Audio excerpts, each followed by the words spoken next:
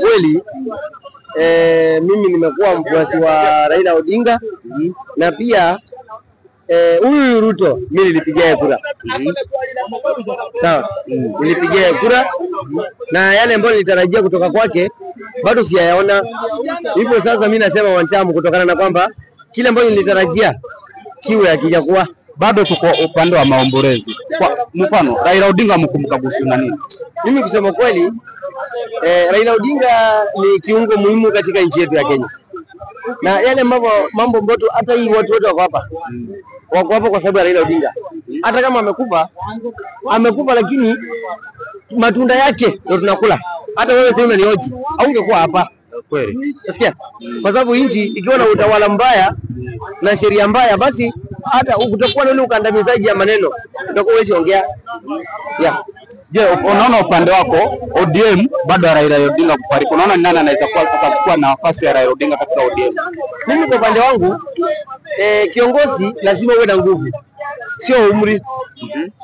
Na Nyanza kuna wazee wengi, kuna umri mkubwa.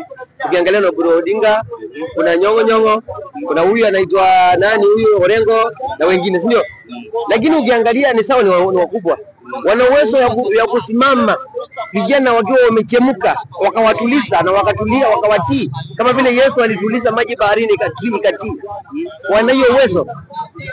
Ni kwamba jana Kalonzo tumeona pale Nyayo Stadium alikosa nafasi ya kuongea ama walimnyima nafasi ya kuongea. Watu wafuasi wa Kalonzo wamekuwa wakisifu hicho kitendo kwamba walimnyima nafasi ya kuongea kwa sababu ya kisiasa. Je, unaona ni siasa ama ni kwa muda wake kwa hujafika? Mimi kwa upande wangu kama mfuasi wa Kalonzo na kama mfuasi wa Wiper ni kwamba kitu wametufanyia jana hatujakikubali, hatujakifurahia hata sekunde moja, kwa sababu Kalonzo kuenda pale kwa sababu ya Ruto, na ingekuwa ni Ruto Kalonzo angekanyanga hapo. Kama ingekuwa ni Ruto amekufa, Kalonzo angeenda nikashua miaka 100. Kalonzo ameenda pale kwa sababu ya Raila. Kalonzo amefanya kazi na Raila, na hata baada ya Raila kuenda kwa Ruto, Raila hajaiongea kitu baya kuhusu Kalonzo. Kalonzo hajaiongea kitu baya kuhusu Raila, kumaanisha wale watu ni marafiki wakufa kupona, sio? So na niko sure hata nafsi ya Raila yenyewe ikiwa imelala pale, kitu Kalonzo amefanywa pale, kudhalilishwa pale, Raila hakufurahia, hata nafsi yake bado hajafurahia, sio?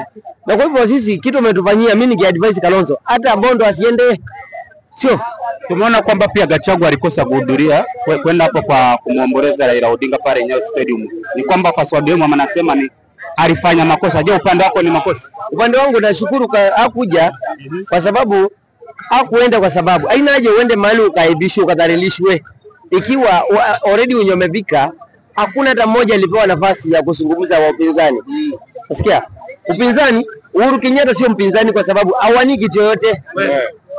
Kwa hapo tunapozungumzia upinzani, tunazungumzia watu wenye wanataka viti tofauti. Uhuru Kenyatta hataki kitu yote. Kwa hawasilishi, hakuna mtu aliwakilisha.